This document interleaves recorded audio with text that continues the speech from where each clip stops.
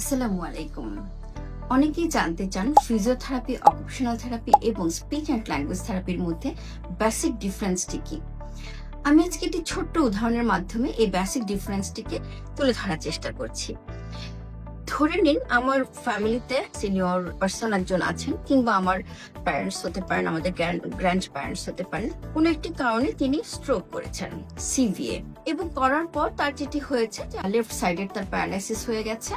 তিনি বাম পাশের যে হাত পা সবকিছু অবশতার জন্য তিনি কোনো কিছুই করতে পারছেন না, হাঁটতে পারছেন না, বসতে পারছেন না, কথা বলতে পারছেন না। ইভেন তার কাজকর্ম থেকেও তাকে বিরত রাখতে হচ্ছে, বিকজ তিনি প্যারালাইসিস হয়ে শয্যাশায়ী আছেন। আসলে আমরা দেখি এই পেশেন্টের ক্ষেত্রে একজন ফিজিওথেরাপিস্ট, অকুপেশনাল থেরাপিস্ট এবং স্পিচ অ্যান্ড ল্যাঙ্গুয়েজ থেরাপিস্ট কিভাবে ভূমিকা রাখছেন এবং তাদের কাজগুলো কতটুকু কিভাবে করছেন। তিনি যখন তার মাসেল পাওয়ারটি লস করছেন, প্যারালাইসিস হয়ে আছেন, তখন তার ওই সময়ের কি কি ধরনের সাইন সিমটমস গুলো পরিলক্ষিত হয় একটু আমরা খেয়াল করি। ওই সময়টিতে ওই পেশেন্ট অথবা ব্যক্তিটি, তার বাম পাশ বলেছি আমরা লেফট সাইডের প্যারালাইসিস, সেক্ষেত্রে লেফট সাইডে তার মাসেল পাওয়ার থাকবে না, তার জয়েন্ট গুলো কাজ করবে না, তিনি বসতে পারছেন না, তিনি পাশ ফিরতে পারছেন না, অর্থাৎ শোয়া অবস্থাতেও যে তিনি এপাশ থেকে ওপাশ হবেন সেটি তিনি করতে পারছেন না, তিনি কোনো কিছু গিলতে পারছেন না, তিনি কথা বলতে পারছেন না, তার ব্যালেন্সটি নেই প্রপারলি, তার কোঅর্ডিনেশন নেই, তার স্পিচ প্রবলেম হচ্ছে, সোয়ালোইং এ প্রবলেম হচ্ছে, ইভেন ডেফিনেটলি তিনি কর্মক্ষেত্র থেকে বিরত আছেন। আসলে আমরা দেখি কিভাবে আমরা কাজ করব। প্রথমত একজন ফিজিওথেরাপিস্ট তিনি এই পেশেন্টটিকে তার মাসেল পাওয়ার থেকে শুরু করে প্রত্যেকটি অ্যাক্টিভিটিস অফ ডেইলি লিভিং এবং তার মুভমেন্টের জন্য কোন মাসেলগুলো কতটুকু পাওয়ার আছে, কতটুকু নেই, কোন জয়েন্টসটি কাজ করছেন, কোনটি করছেন না, তাকে মুভমেন্টটা ফিরিয়ে আনার জন্য, তার ফিজিক্যাল ফিটনেসটিকে ফিরিয়ে আনার জন্য, তার মাসেল পাওয়ারটিকে ফিরিয়ে আনার জন্য, তাকে সচল করার জন্য ডায়াগনোসিস কনফার্ম করার পর তিনি একটি প্ল্যানিং করবেন ফিজিওথেরাপির। এক্সারসাইজ প্ল্যানিং থাকবে, সেখানে কিছু ইলেকট্রিক্যাল ফিজিওথেরাপি থাকবে এবং তার এডিএল থেকে শুরু করে অনেকগুলো অ্যাক্টিভিটিস গুলোকে একত্রিত করে এক্সারসাইজ এবং তার সাথে ফিজিওথেরাপিউটিক যে ট্রিটমেন্ট আছে সেই পুরো প্রোটোকলটিকে তিনি মেনটেন করবেন তার ফিজিক্যাল ফিটনেসটিকে ফিরিয়ে আনার জন্য। কারণ আমাদের এইমস এন্ড অবজেক্টিভস থাকবে এই পেশেন্টটিকে আমি তার মাসেল পাওয়ার গ্রেড 5 পর্যন্ত নিয়ে আসবো, তার জয়েন্টস গুলো প্রপারলি কাজ করবে, তিনি তার মুভমেন্টের জন্য, যেমন বিছানায় তিনি এপাশ থেকে ওপাশ হতে পারছেন না, কিংবা তিনি বসতে পারছেন না, বসা থেকে দাঁড়াতে পারছেন না, দাঁড়ানো অবস্থা থেকে তিনি হাঁটতে পারছেন না, প্রত্যেকটি কাজকে আমরা সামনে রেখে তাকে এখানে আমরা মুভমেন্টে ফিরিয়ে নিয়ে আসবো।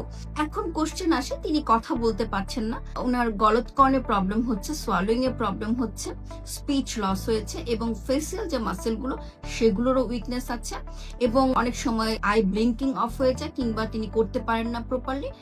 এই যে তার স্পিচ রিলেটেড যে প্রবলেম গুলো আছে এটি নিয়ে কাজ করবেন একজন speech and language therapist. But facial muscle গুলো যখন প্যারালাইসিস হয়ে যায়, ফেসিয়াল পালসি আমরা যেটাকে বলি, সেই ক্ষেত্রে একজন ফিজিওথেরাপিস্ট কাজ করবেন প্রপারলি।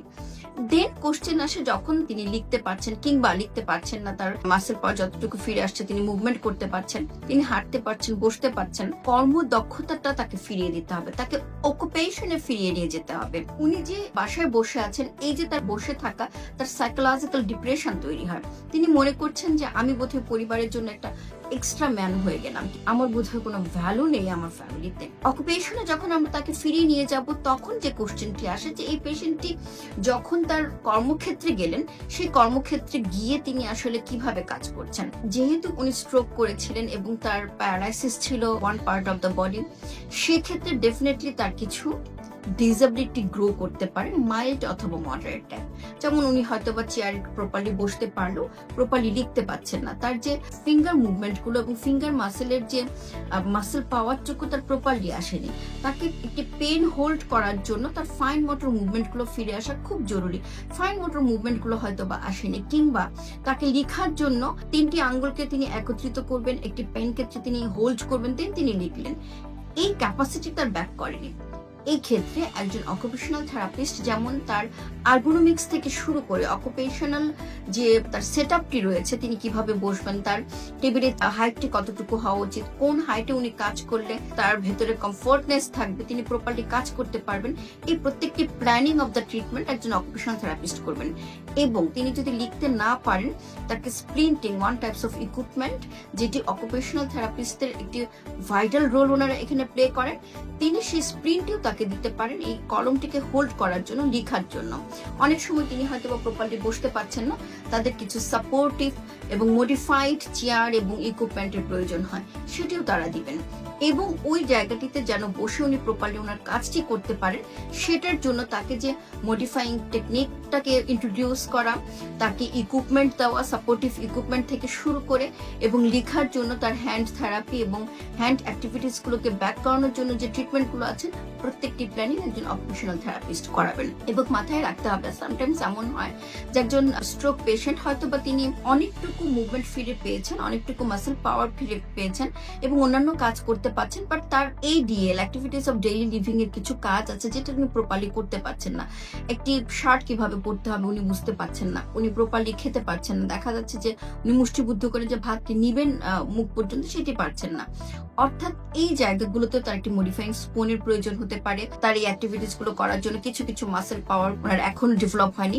এই প্রত্যেকটি কাজ একজন অকুপেশনাল থেরাপিস্ট করবেন তার ট্রিটমেন্টের মাধ্যমে, তার চমৎকার প্ল্যানিং এর মাধ্যমে, এবং তাকে ফিরিয়ে দিবেন তার অকুপেশন, তাকে ফিরিয়ে দিবেন তার কর্মদক্ষতা। আর এভাবেই একজন ফিজিওথেরাপিস্ট, একজন অকুপেশনাল থেরাপিস্ট এবং একজন স্পিচ অ্যান্ড ল্যাঙ্গুয়েজ থেরাপিস্ট একজন স্বপ্ন হারিয়ে যাওয়া মানুষকে নতুন ভাবে স্বপ্ন দেখাতে পারেন। এতে যে শুধুমাত্র একজন মানুষ ফিজিক্যালি ফিটনেস ফিরে পেল, ফিজিক্যালি সে কাজ করতে পারলো, তার মুভমেন্ট ফিরে পেল জীবনের, সে তার অকুপেশনকে ফিরে পেল, তাই নয়, সে ফিরে পায় জীবনে বেঁচে থাকার একটি নতুন অনুপ্রেরণা, জীবনে বেঁচে থাকার একটি নতুন অর্থ।